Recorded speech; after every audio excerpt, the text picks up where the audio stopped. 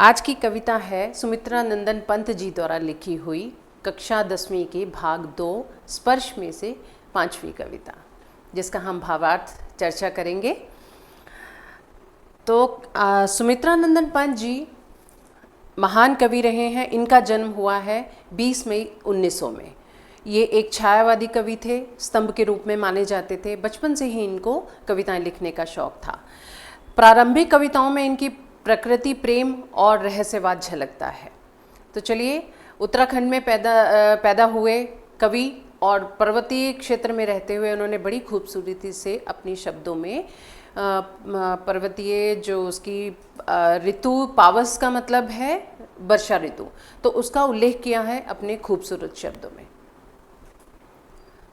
तो पंक्तियां हैं, पावस ऋतु थी पर्वत प्रदेश, पल पल परिवर्तित प्रकृति प्रवेश। तो कवि बताते हैं कि पर्वतीय क्षेत्र में जब वर्षा ऋतु आती है तो इतना खूबसूरत दृश्य हो जाता है।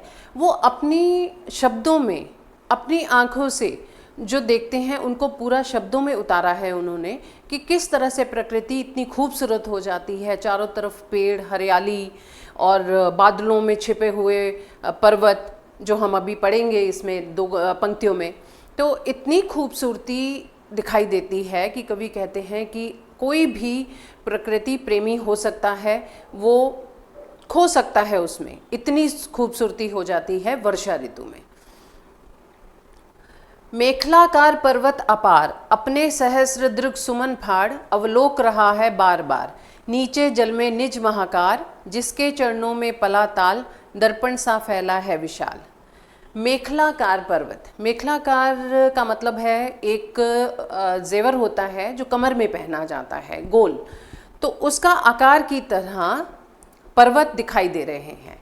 पर्वतों की खूबसूरती उस जेवर की तरह दिखाई दे रही है जो गोल आकार में होता है, और उसी के नीचे एक स्वच्छ पानी का तरनताल होता है, ताल होता है, जो एक बिल्कुल आईने की तरह है। और उसमें सारी खूबसूरती प्रकृति की, जैसे हम कांच में अपने को खुद देखते हैं, आईने में खुद को देखते हैं, खूबसूरत दिखते हैं, वैसे ही प्रकृति की खूबसूरती उस ताल में दिखाई देती है।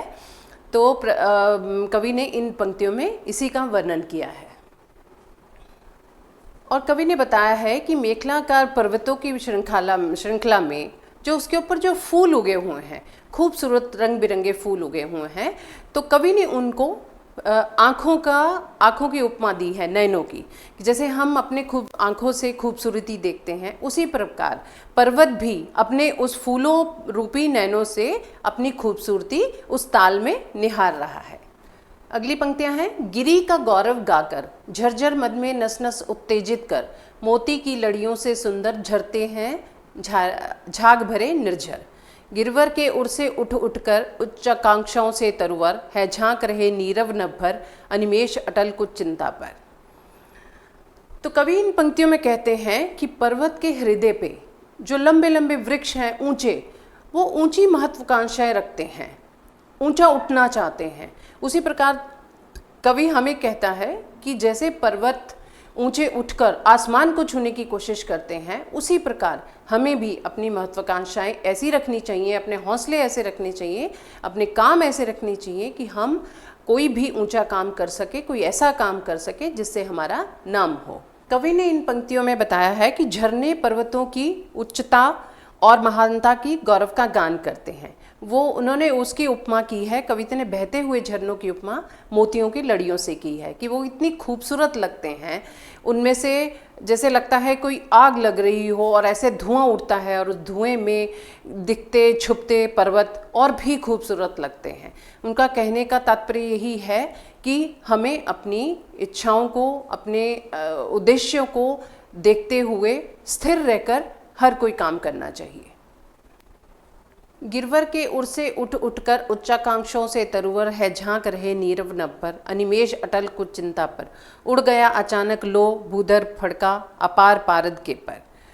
इन पंक्तियों का भाव यही है, कवि के कहने के इस अनुसार, ये उनके शब्दों में यही झलकता है कि वो कहते हैं कि पर्वतीय प्रदेश में वर्षा का जो दृश्य होता है बहुत ही खूबसूरत होता है, और मानो वर्षा का देवता इंद्रदेव अपने यान पर बैठे हुए कोई जादू चला रहा हो। हर तरफ हरियाली, हर तरफ खूबसूरत दृश्य हैं। तो इस तरह से पहाड़ अपने, जैसे लगता है कि अपने पंखों को फड़फड़ाकर उड़ रहे हैं, और बादलों का उड़ना, चारों तरफ धुआं होना और मूसलाधार वर्षा होना, तो ये सब जादू के खेल के समान प्रतीत होते हैं।